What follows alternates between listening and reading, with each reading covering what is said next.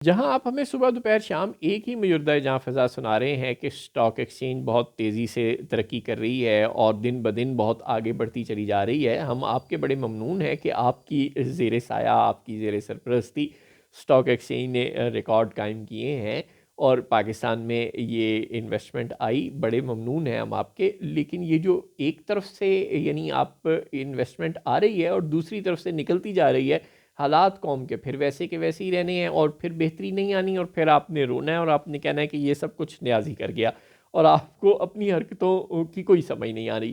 یعنی اب جو آپ کے ہی اداروں کے جمع کیے ہوئے سٹیٹس ہیں اور جو انٹرنیٹ کو مانیٹر کرنے والی ایجنسیوں کے سٹیٹس ہیں وہ یہ بتا رہے ہیں کہ انٹرنیٹ کی سست رفتاری کی وجہ سے اربوں روپے قومی معیشت کو نقصان ہو رہا ہے۔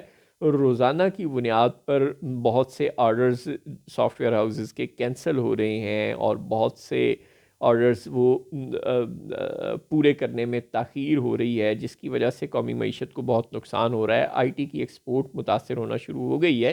پہلے 2-3 مہینے تو یہ ڈیٹا آ نہیں رہا تھا، لیکن اب یہ ڈیٹا آنا شروع ہو گیا ہے۔ سافٹ ویئر ایسوسی ایشن بھی ہمیں یہی بتا رہی ہے اور جو انٹرنیٹ کو مانیٹر کرنے والے ادارے ہیں دنیا بھر میں وہ بھی اب ہمیں یہی بتا رہے ہیں کہ پاکستان میں انٹرنیٹ کی سست روی ایک مستقل مسئلہ ہے۔ جو وزیر آئی ٹی شہزاد فاطمہ خواجہ صاحبہ فرما رہی ہیں وہ بالکل جھوٹ ہے کہ انٹرنیٹ بالکل سست نہیں ہے، وہ ان کے دعوے بالکل غلط ہیں۔ جو چیئرمین پی ٹی اے فرما رہے ہیں بلکہ وہ تو تسلیم ہی کر جاتے ہیں کہ ہاں ہم نے بند کیا، کر لو جو ہمارا کرنا ہے، ظاہر ہے وہ تو جرنیل ہیں، وہ کہہ بھی سکتے ہیں۔ خیر، تو یہ جو کچھ ہو رہا ہے اس کا اب ہماری انڈسٹری کو نقصان ہو رہا ہے۔ اب یعنی آپ سوچیں کہ ایک طرف سے انویسٹمنٹ آ گئی، اسٹاک ایکسچینج ترقی کر گئی اور دوسری طرف سے نقصان شروع ہو گیا۔ ٹوٹل نیٹ اماؤنٹ، جو ٹوٹل نیٹ ورتھ ہے، جو ٹوٹل نیٹ کمائی ہے قوم کی، وہ دوبارہ زیرو کی زیرو ہی رہے گی۔ ایک طرف سے پیسے آ گئے، دوسری طرف سے پیسے نکل گئے، پھر فائدہ کیا ہوا معیشت کو؟ آپ نقصان پہنچانے والی خود کش بمباروں جیسی حرکتیں جب تک چھوڑیں گے نہیں تب تک قومی معیشت ترقی نہیں کرے گی۔ جب یہ ہو جائے گا تو آپ کہیں گے کہ پی ٹی آئی کے ڈیجیٹل دہشت گرد تھے، وہ چونکہ انٹرنیٹ پر ڈیجیٹل دہشت گردی کر رہے تھے اور قوم کے ذہن خراب ہو رہے تھے، بلوچ یکجہتی کمیٹی کے ڈیجیٹل دہشت گرد تھے، وہ انٹرنیٹ پر ڈیجیٹل دہشت گردی کر رہے تھے، اس سے قوم کے ذہن خراب ہو رہے تھے اور منظور پشتین کے ساتھ ہی ڈیجیٹل دہشت گردی کر رہے تھے اور 5th جنریشن وار جاری تھی۔ لہٰذا ملک و قوم کے وسیع تر مفاد میں ہم نے انٹرنیٹ بند کر دیا تھا، اس کی وجہ سے آرڈر چلے گئے اور اس کی وجہ سے قومی معیشت کو نقصان ہو گیا۔ تو اللہ اللہ خیر صلی اللہ۔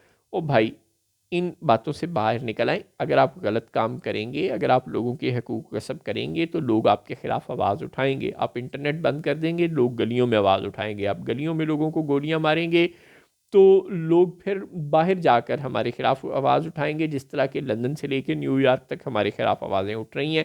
اب آپ کیا کریں گے؟ وہاں پر بھی گولی چلوائیں گے؟ وہاں پر 10 ڈاؤننگ اسٹریٹ میں مظاہرہ ہوگا یا ٹائم سکوائر نیو یارک میں مظاہرہ ہوگا تو آپ لندن کے وزیر اعظم، انگلینڈ کے وزیر اعظم کو یا امریکہ کے صدر کو درخواست کریں گے کہ ان مظاہرین پر بھی ویسے ہی سیدھی گولیاں ماریں جیسے کہ محسن نقوی نے اسلام آباد میں ماری؟ اس طرح نہیں ہوتا۔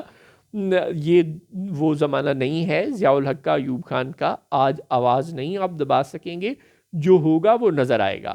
آپ کی حرکتیں شیشے میں نظر آئیں گی۔ اگر آپ کو اپنی شکل پسند نہیں آ رہی تو شیشہ بدلنے کا یا شیشہ توڑنے کا کوئی فائدہ نہیں ہونا، یا شیشہ اتار کر رکھ دینے کا کوئی فائدہ نہیں ہونا۔ آپ شیشہ نہیں بھی دیکھیں گے تو بھی اگر آپ کی شکل اچھی نہیں ہے تو وہ نہیں اچھی رہے گی۔ اس لیے برائے مہربانی نہ تو میک اپ کرنے کا کوئی فائدہ ہوگا، نہ ہی شیشہ توڑنے کا کوئی فائدہ ہوگا۔ اپنی حرکتیں ٹھیک کریں۔ لوگوں کی آواز کو دبانے کی، لوگوں کے حقوق کو غصب کرنے کی کوشش نہ کریں۔ اگر آپ لوگوں کے حقوق غصب نہیں کریں گے تو آپ کو لوگوں کی آواز دبانے کی ضرورت ہی نہیں محسوس ہوگی، کیونکہ لوگ آپ کے خلاف بات نہیں کریں گے۔ اگر آپ یہ چاہتے ہیں کہ لوگ آپ کے خلاف بات نہ کریں، لوگ گالی بھی نہ نکالیں، مجبور اور بے بس آدمی آپ کو گولی تو مار نہیں سکتا، پھر وہ گالی ہی دے گا، وہ انٹرنیٹ پر آ کر بکواس کرے گا، وہ گلی میں کھڑے ہو کر بھی آپ کے خلاف نعرے لگائے گا۔ چنانچہ اس کے حق غصب کرنا بند کر دیں، اپنی حرکتوں کو ٹھیک کر لیں، سارے مسائل حل ہو جائیں گے۔ اور اگر آپ نہیں کریں گے تو پھر آپ کی اسٹاک ایکسچینج لاکھ ترقی کرتی رہے، ادھر سے آئی ٹی انڈسٹری ڈوبتی رہے گی۔ اور صرف آئی ٹی انڈسٹری کی بات نہیں ہے، آج کون سا شعبہ ہے جس کو انٹرنیٹ کے تھرو آرڈرز نہیں ملتے؟ کون سی انڈسٹری ہے جو انٹرنیٹ پر ڈیپینڈ نہیں کرتی؟ پورے ملک کا سسٹم انٹرنیٹ پر ڈیپینڈ کرتا ہے۔ چاہے وہ بیرون ملک سے آنے والی ریمیٹنسز ہوں، چاہے وہ ایکسپورٹرز کو ملنے والے آرڈرز ہوں، چاہے وہ امپورٹرز کی مال اور پیسے کی ترسیل کے معاملات ہوں، ہر معاملے میں انٹرنیٹ انوالو ہے. آپ اسے بند کریں گے تو ملکی معیشت اسی طرح روبہ زوال رہے گی. معیشت سے ادھر سے پیسے نکلتے رہیں گے، ادھر سے چار پیسے آ بھی گئے تو ادھر سے نکلنے کے نتیجے میں لوگ بے روزگار بہت زیادہ ہوتے ہیں. مت بھولیں اسٹاک ایکسچینج جب ترقی کرتی ہے تو سرمایہ صرف سرمایہ دار کے ہاتھ میں آتا ہے، مزدور کے ہاتھ میں نہیں آتا. اور جب I T industry, textile industry یا کوئی اور انڈسٹری، فزیکل انڈسٹری ترقی کرتی ہے تو لوگوں کو امپلائمنٹ ملتی ہے اور ملازمین کے گھروں میں بھی چولہا جلتا ہے. صرف چند سرمایہ دار امیر نہیں ہوتے. تو چند سرمایہ داروں کو امیر کرنے والی اسٹاک ایکسچینج کی ترقی کو قومی ترقی قرار دینا اور ہزاروں لاکھوں لوگوں کو روزگار فراہم کرنے والی انڈسٹریز کا انٹرنیٹ بند کر کے ان کا گلا گھونٹنے اور ان ہزاروں لاکھوں ملازمین کے گھروں میں چولہے بجھانے کی کوشش کر کے معیشت کو یہ ثابت کرنے کی کوشش کرنا کہ وہ ترقی کر رہی ہے، یہ اب کتنی دیر ثابت کر لیں گے، کتنی دیر سچ کو چھپا لیں گے.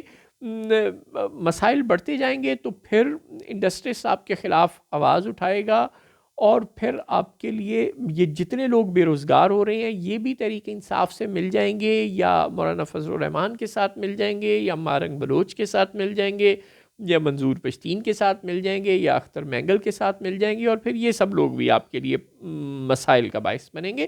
اس لیے مہربانی کریں، تھوڑی سی عقل کر لیں، کوئی برائی نہیں ہوتی اس میں.